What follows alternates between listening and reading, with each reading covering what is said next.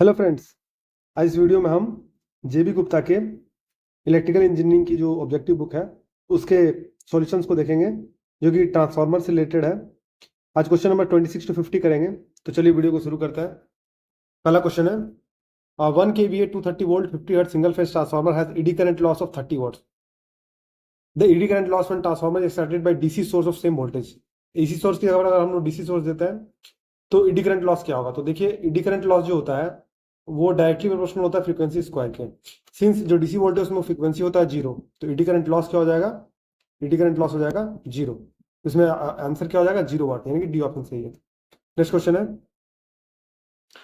a 50 a 50 hertz operation single phase transformer has hysteresis loss of 200 watt and eddy current loss of 100 watt. Its core loss at 60 hertz operation. 60 hertz operation में क्या आएगा। तो अगर आपको पता है दोस्तों कि जो हिस्टेरिसिस लॉस होता है यानी पी एच उसको लिखते हैं, वो इज इक्वल टू होता है के वन इंटू एफ, यानी कि फ्रीक्वेंसी के डायरेक्टली प्रोपोर्शनल होता है। और इडी करंट लॉस जो होता है वो होता है के टू इंटू एफ स्क्वायर, यानी फ्रीक्वेंसी स्क्वायर के डायरेक्टली प्रोपोर्शनल होता है।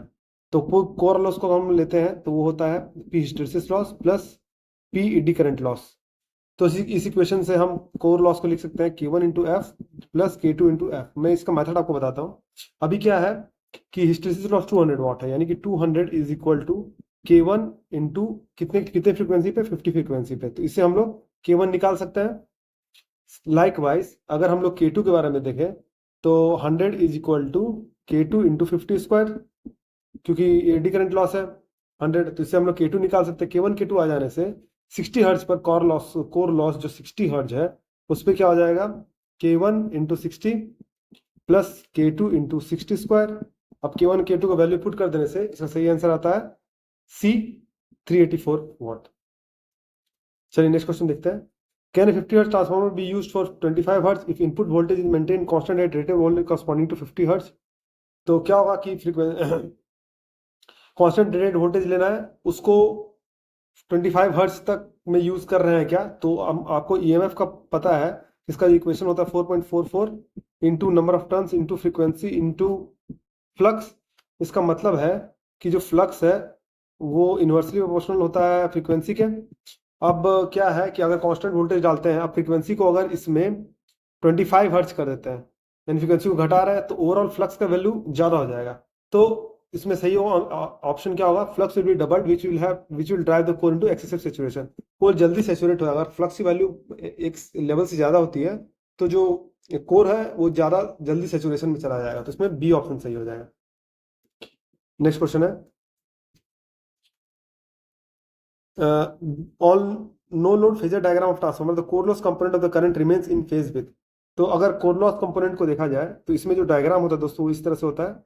यहाँ पर सप्लाई वोल्टेज होता है, यहाँ पर मैग्नेटाइजिंग करंट होता है, यहाँ पर core loss component of current होता है। इन दोनों के फेजर सम से आई नोट यानी कि नो लोड करंट निकलता है। तो जो कोर लॉस कंपोनेंट होता है वो इन फेज विद सप्लाई वोल्टेज होता है। तो प्राइमरी सप्लाई वोल्टेज, यानी बी ऑप्शन सही हो जाएगा। 29 का बी ऑप्शन सही है। नेक्स्ट क्वेश्चन है in a transformer core third and fifth harmonic components of fluxes are 10% and 4% of fundamental flux. The third and fifth harmonic induced EMF in the winding in terms of fundamental induced EMF. तो इसमें क्या हो जाएगा, third harmonic है तो 3 times हो जाता है, तो इसमें 10 इंटू 3 30 हो जाएगा। और फिफ्थ हार्मोनिक फिफ्थ टाइम होता है तो ये 20 हो जाएगा। तो इसमें ए ऑप्शन सही हो जाएगा। नेक्स्ट क्वेश्चन है if a sinusoidal voltage source is connected to a power transformer its no load current will be। उसका नो लोड करंट क्या होगा, तो नो लोड करंट जो होगा वो हो जाएगा rich in third harmonic and its fundamental would lag the voltage bye less than 90 degree. इसका यानी कि डी ऑप्शन सही हो जाएगा। थर्ड हार्मोनिक में रिच होगा और फंडामेंटल को लैग करेगा। फंडामेंटल जो वैल्यू होगा वो लैग करेगा वोल्टेज को लेस देन 90 डिग्री से। यानी कि यहाँ पर आप फाई एंगल देख सकते हैं, तो सप्लाई वोल्टेज को लेस देन 90 डिग्री से वो लैग करेगा, यानी कि डी ऑप्शन सही हो जाएगा। नेक्स्ट क्वेश्चन है the transformer exciting current has two components, magnetizing component and core loss component, neglecting the impedance drop। तो अब क्या हो जाएगा, impedance drop को अगर हम नेग्लेक्ट कर देंगे तो इसमें क्या हो जाएगा, तो former lags the supply voltage by 90 while the later in phase with supply voltage. यानी कि मैग्नेटाइजिंग कंपोनेंट सप्लाई वोल्टेज को 90 डिग्री से लैग करता है। आपको याद है ये डायग्राम, आई म्यू जो है V1 को 90 डिग्री से लैग करता है और जो कोर लॉस कंपोनेंट होता है वो उसके इन फेज में होता है। तो बी ऑप्शन सही हो जाएगा। नेक्स्ट क्वेश्चन देखते हैं single phase transformer has turn ratio of 1:2, 1:2 का टर्न रेशियो है, and is connected to purely resistive load, एक प्योरली रेजिस्टिव लोड से कनेक्ट कर दिया गया है। The magnetising current drawn is 1 ampere, 1 ampere current यहाँ पर ड्रॉन किया गया है, and the secondary current is magnetising current drawn is 1 ampere, यानी कि ये मैग्नेटाइजिंग करंट यहाँ पर 1 एम्पियर हो जाएगा और सेकेंडरी करंट इज 1 एम्पियर होगा। If the core losses and leakage reactance are neglected the primary current, तो प्राइमरी करंट क्या होगा?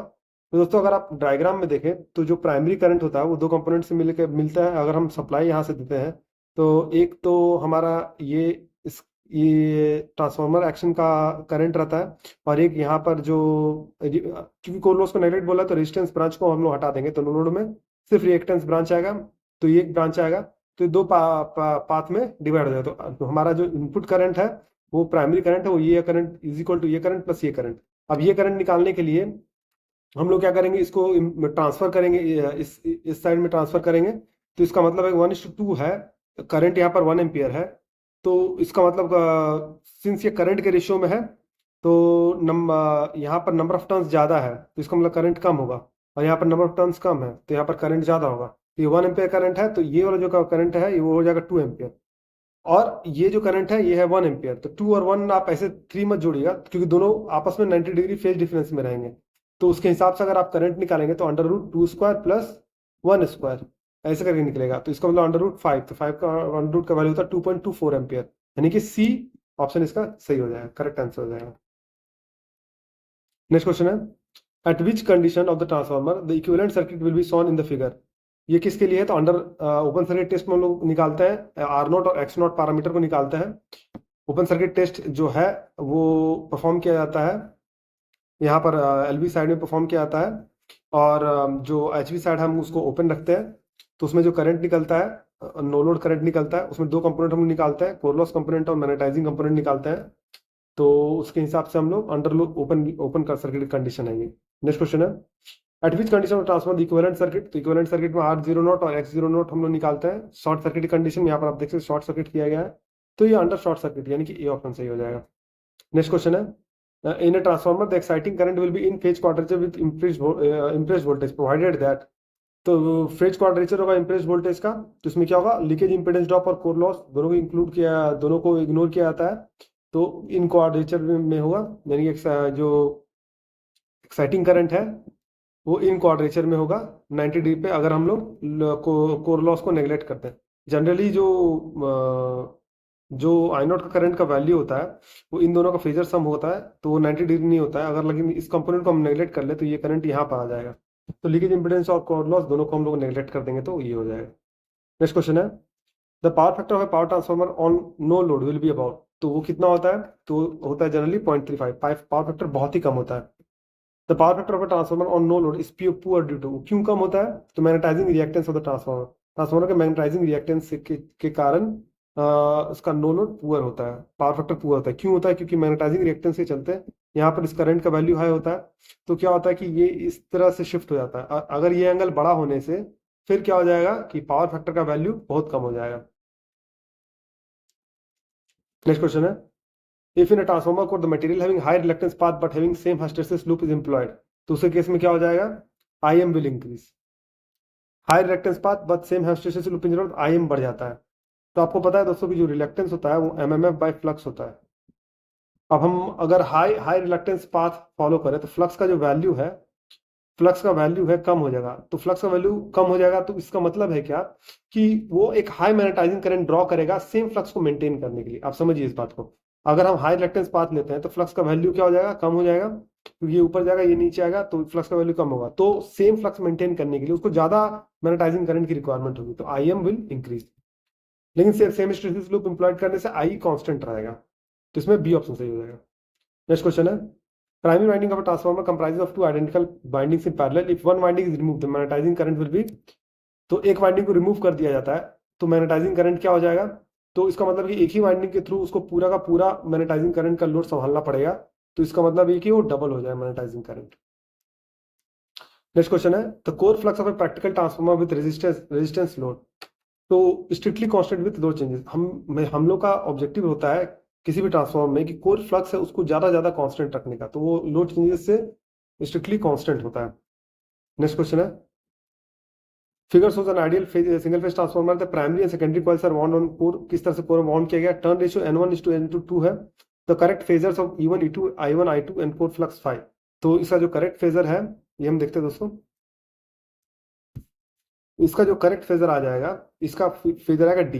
जैसे हम देखते हैं कि फ्लक्स पहले भी ड्रॉ करते हैं, फ्लक्स यहाँ पर रहता है, मैग्नेटाइजिंग कंपोनेंट यहाँ रहता है, कोर लॉस यहाँ पर होता है, यहाँ पर V1 वोल्टेज होता है प्राइमरी वोल्टेज, यहाँ पर I2 करंट होता है सेकेंडरी करंट, उसका इम्प्रेस्ड करंट जो रिफ्लेक्टेड करंट होता है प्राइमरी में वो यहाँ पर होता है I2 डैश, तो ये यहाँ पर एक कंपोनेंट I0 होता है और इन दोनों का फेजर सम होता है I1। तो अगर आप इसको मैच करें तो सबसे क्लोज फिगर यही है, तो इसका मतलब डी ऑप्शन इसमें सही है। नेक्स्ट क्वेश्चन है the inductive reactance of transformer depends upon, तो इंडक्टिव रिएक्टेंस ट्रांसफार्मर की जो है किस पे डिपेंड करती है, तो लीकेज फ्लक्स पे डिपेंड करती है। The flux in a transformer core, the flux in a transformer core, transformer core में जो फ्लक्स होता है वो remains constant respective of load, ये हमने देखा है। नेक्स्ट क्वेश्चन है the mutual flux in a loaded transformer can be varied by varying, loaded transformer में जो म्यूचुअल फ्लक्स है उसको हम लोग कैसे वेरी कर सकते हैं, तो हम लोग किससे वेरी कर सकते हैं, रिलक्टेंस पाथ। तो क्योंकि आपको पता है कि फ्लक्स इज इक्वल टू क्या होता है, MMF डिवाइडेड बाय फ्लक्स। अब MMF डिवाइडेड बाय रिलक्टेंस, तो अगर हम रिलक्टेंस को वैरी करें तो फ्लक्स का वैल्यू को हम लोग वैरी कर सकते हैं, क्योंकि एक पर्टिकुलर ट्रांसफार्मर में प्राइमरी करंट को हम लोग कांस्टेंट रखते हैं, लोड इंपीडेंस भी कांस्टेंट होता है, सेकेंडरी करंट भी कांस्टेंट रखते हैं, तो उससे रिलक्टेंस से ही इसको वैरी कर सकते हैं। Next question the primary ampere turns are counter balance by secondary ampere turns, तो हम देखते हैं कि क्या होता है I1 N1 प्राइमरी MMF पर turns is equal to I2 N2 होता है, तो सेकेंडरी से ये बैलेंस होता है। नेक्स्ट क्वेश्चन है in a transformer dash decreases with increase in leakage flux, transformer में लीकेज इसमें से क्या है जो कि डिक्रीज करता है लीकेज फ्लक्स के इंक्रीज करने से, तो इसका सही आंसर हो जाएगा secondary terminal voltage. Leakage flux increase करने से क्या होगा दोस्तों, E2 जो है अगर हम सेकेंडरी का देखें तो सेकेंडरी में क्या होता है, यहाँ पर लीकेज कंपोनेंट लेते हैं और उसके बाद यहाँ से लोड कनेक्टेड रहता है, तो ये टर्मिनल वोल्टेज V है, V2 है, तो हम लोग V2 इज इक्वल टू लिखते हैं E2 माइनस, हम इसका फेजर सम लेते हैं I2 का लेते हैं, I2 का फेजर सम समथिंग आता है फाई नॉट ले सकते हैं, फाई 1 ले सकते हैं, फाई 2, और फिर ये जो इसका इम्पिडेंस एंगल होता है R प्लस JX जो भी होता है, तो इसका मतलब है कि इसमें अगर लीकेज फ्लक्स बढ़ जाए तो रिएक्टेंस का वैल्यू बढ़ जाएगा, तो इसके हिसाब से V2 का जो वैल्यू है वो घट जाएगा, तो सेकेंडरी टर्मिनल वोल्टेज क्या हो जाएगा, घट जाएगा।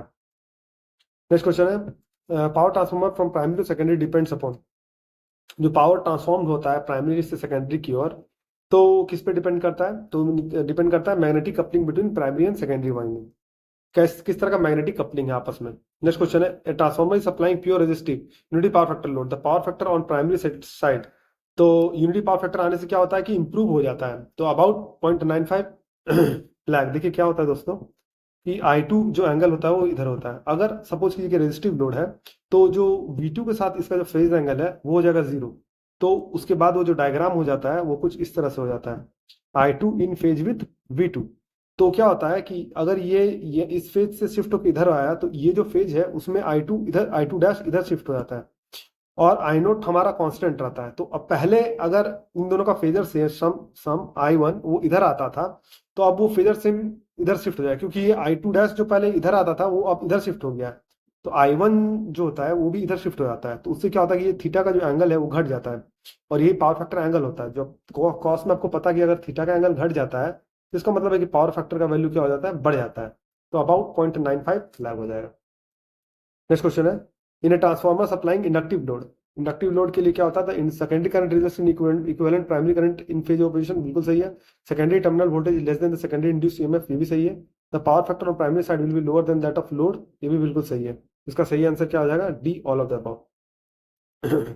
तो दोस्तों अगर आपको वीडियो पसंद आया तो वीडियो को लाइक कीजिए, चैनल को फॉलो कीजिए, सब्सक्राइब कीजिए और बेल नोटिफिकेशन को प्रेस कर दीजिए, ताकि इसी तरह के इंपॉर्टेंट अपडेट्स मैं आपके साथ लाता रहूँ। तो वीडियो में बने रहने के लिए धन्यवाद, मिलते हैं आपसे अगले वीडियो में।